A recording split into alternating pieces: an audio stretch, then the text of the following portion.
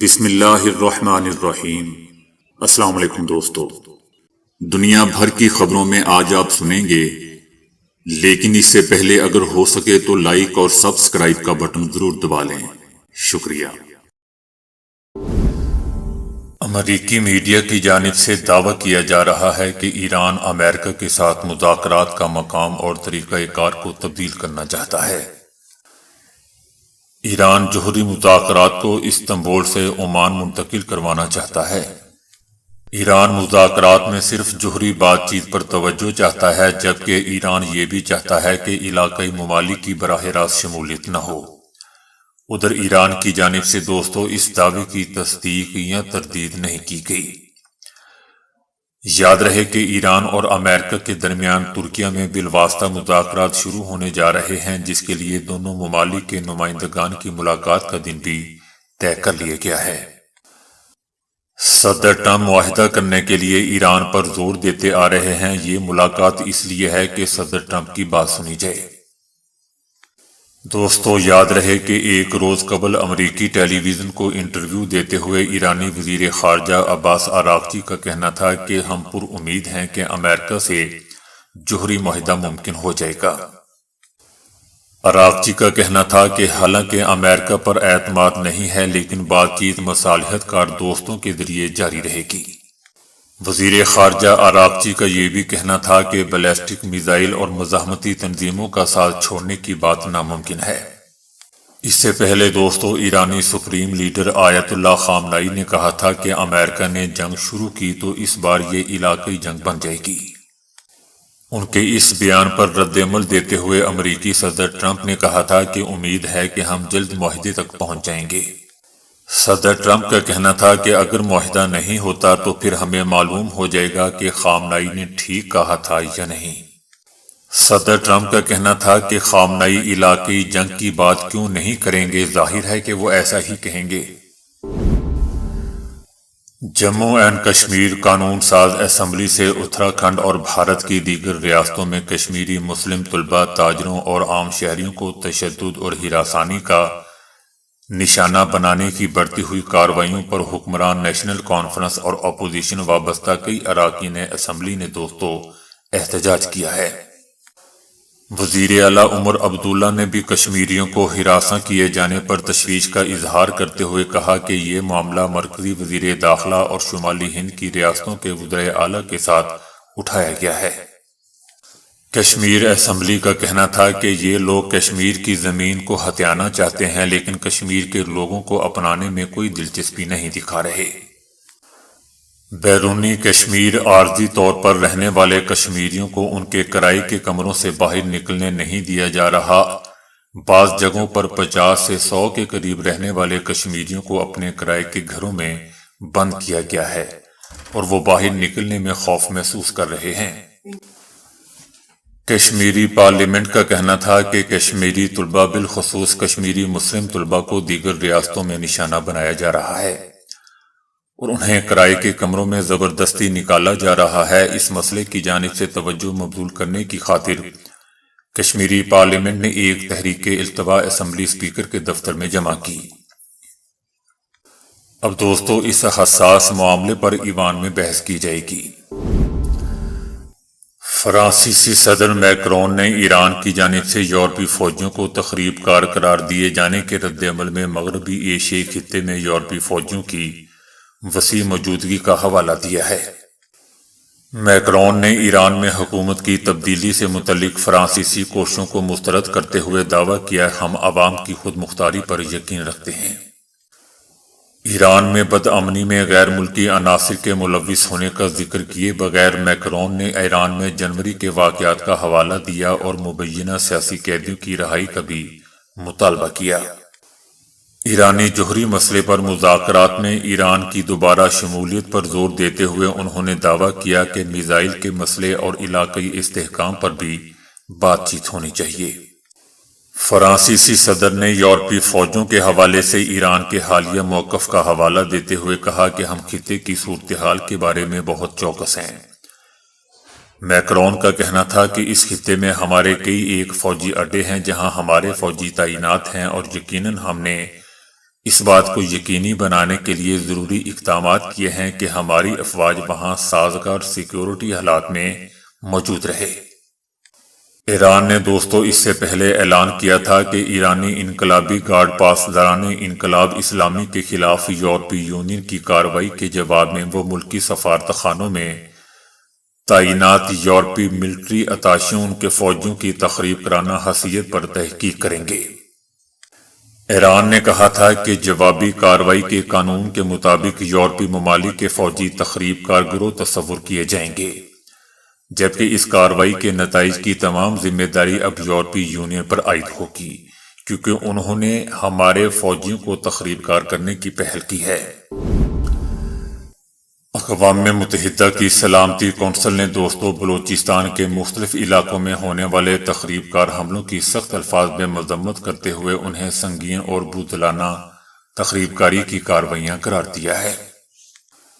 اقوام متحدہ نے حملوں میں جاں بحق افراد کے لواحقین، صوبے کے گورنر اور پاکستان کے عوام سے دلی ہمدردی اور تعزیت کا بھی اظہار کیا ہے۔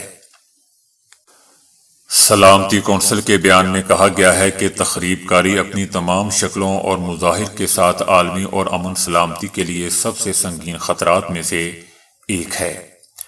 ان تخریب کار حملوں میں ملوث عناصر، ان کے منصوبہ سازوں، مالی معاونین اور سرپرستوں کو انصاف کے کٹہرے میں ڈالنا ناگزیر ہے۔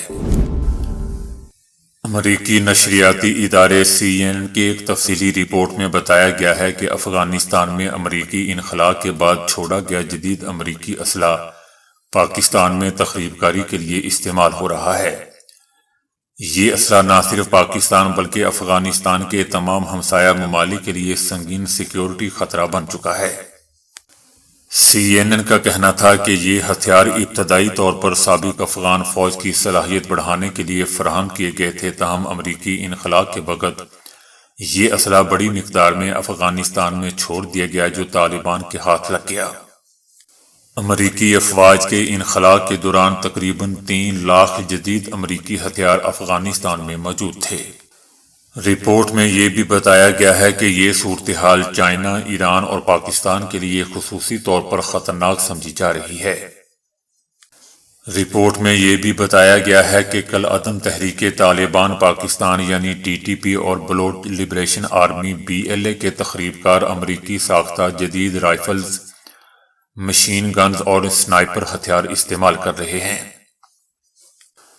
رپورٹ میں یہ بھی بتایا گیا ہے کہ پاکستانی سیکیورٹی فورسز نے تخریب کاروں سے برآمد ہونے والے امریکی مہر لگے ہتھیار CNN کے نمائندوں کو بھی دکھائے ہیں۔ جنوبی وزیرستان اور بلوچستان میں ہونے والے متعدد تخریب کار حملوں کے دوران یہی جدید امریکی اسلحہ استعمال ہوا۔ اب پاکستان کے سرحدی علاقوں میں سیکیورٹی خدشات مزید بڑھ چکے ہیں۔ صدر ٹرمپ نے حال ہی میں بھارت کے ساتھ تجارتی معاہدے کا اعلان کرتے ہوئے دعویٰ کیا تھا کہ بھارتی وزیر اعظم نریندر مودی نے یوکرین جنگ کے تناظر میں روس سے تیل نہ خریدنے کی یقین دہانی کروائی ہے۔ ٹرمپ کا کہنا تھا کہ اس معاہدے کے تحت بھارت کے ساتھ ٹیرف میں کمی پر اتفاق ہوا تھا، جبکہ روس نے ایک بار پھر کہا ہے کہ روس کو اس حوالے سے بھارت کی جانب سے کوئی باضابطہ پیغام موصول نہیں ہوا۔ روس تاحال بھارت کے ساتھ توانائی تعاون کو معمول کے مطابق جاری رکھے ہوئے ہے۔ جیسا کہ دوستو ہم جانتے ہیں کہ فروری 2022 میں روس کے یوکرین پر حملے کے بعد مغربی پابندیوں کے نتیجے میں روسی تیل رعایتی قیمتوں پر دستیاب ہے، جس کے باعث بھارت کی جانب سے روسی تیل کی درآمدات میں نمایاں اضافہ دیکھنے میں آیا ہے۔ جبکہ وزیر اعظم نریندر مودی نے ٹرمپ کے ساتھ ہونے والی فون کال اور ٹیرف میں نرمی پر اظہار تشکر کیا ہے، تاہم روس سے تیل کی خریداری روکنے سے متعلق انہوں نے کسی دعوے کی تصدیق نہیں کی۔ بھارتیہ جنتا پارٹی یعنی BJP اور اس کی نظریاتی سرپرست تنظیم RSS کا ہندوتوا ایجنڈا دوستو، جو طویل عرصے سے اقلیتوں کے خلاف تفریق کا سبب بنتا رہا، اب خود ہندو سماج کے اندر بھی اختلافات اور تقسیم کو جنم دے رہا ہے۔ بھارت میں حالیہ سیاسی اور سماجی حالات کے تناظر میں BJP اور RSS کو شدید اندرونی کشمکش کا سامنا ہے۔ میگزین دا ڈپلومیٹ کے مطابق وہ تفریحی سوچ جو ماضی میں بیرونی یا اقلیتی گروہوں کو نشانہ بناتی تھی اب ہندو سماج کے اندر بھی واضح طور پر پھیلتی دکھائی دے رہی ہے۔ ماہرین کا کہنا ہے کہ بی جے پی اور آر ایس ایس کا ہندو توا نظریہ پہلے اقلیتوں میں تقسیم کا باعث بنتا تھا، تاہم اب یہی نظریہ ہندو سماج کے مختلف طبقات کے درمیان بھی خلیج کو مزید گہرا کر رہا ہے۔ انڈین ماہرین نے خبردار کر دیا ہے کہ ہندو توا سوچ کے نتیجے میں پیدا ہونے والا یہ خلفشار نہ صرف بھارت کے اندرونی استحکام کو نقصان پہنچا رہا ہے بلکہ پورے خطے میں انتہا پسندی اور عدم و استحکام کے خطرات کو بھی ہوا دے رہا ہے۔ افغان طالبان کی حکومت اپنے وعدوں کے برعکس افغانستان کی سرزمین سے ہونے والی تخریب کار سرگرمیوں کو روکنے میں ناکام دکھائی دے رہی ہے، جس کے نتیجے میں 200 ہمسایہ ممالک کو شدید سیکیورٹی خطرات لاحق ہو چکے ہیں۔ The times of central Asia کا کہنا ہے کہ تاجکستان کی سیکیورٹی فورسز نے افغانستان سے ملحقہ سرحد پر تخریب کاروں کی در اندازی کی ایک کوشش کو ناکام بناتے ہوئے 3 افغان تخریب کاروں کو ہلاک کر دیا ہے، جبکہ 2 تخریب کار فرار ہونے میں کامیاب ہو گئے۔ ہلاک تخریب کاروں کے قبضے سے بھاری اسلحہ، گولہ بارود اور بڑی مقدار میں منشیات برآمد کی گئیں۔ اس سے پہلے دوستو یاد رہے کہ 18 جنوری کو بھی تاجک سیکیورٹی فورسز نے سرچا شمع بارڈر پر افغانستان سے در اندازی کی کوشش کرنے والے 4 افغان تخریب کاروں کو ہلاک کیا تھا۔ نومبر سے اب تک تاجکستان میں افغانستان کی سرحد سے منسلک علاقوں میں تخریب کاری کے واقعات میں مسلسل اضافہ دیکھا جا رہا ہے۔ The times of central Asia کا کہنا ہے کہ گزشتہ سال افغانستان سے ہونے والے 2 الگ الگ تخریب کار حملوں میں 5 چینی مزدور بھی مارے جا چکے ہیں۔ ماہرین کا کہنا ہے کہ پاکستان افغانستان سے ہونے والی تخریب کاری کے ٹھوس شواہد عالمی اداروں کے سامنے متعدد بار پیش کر چکا ہے، تاہم عالمی برادری کی جانب سے مؤثر اور عملی اقدامات تاحال سامنے نہیں آ سکے۔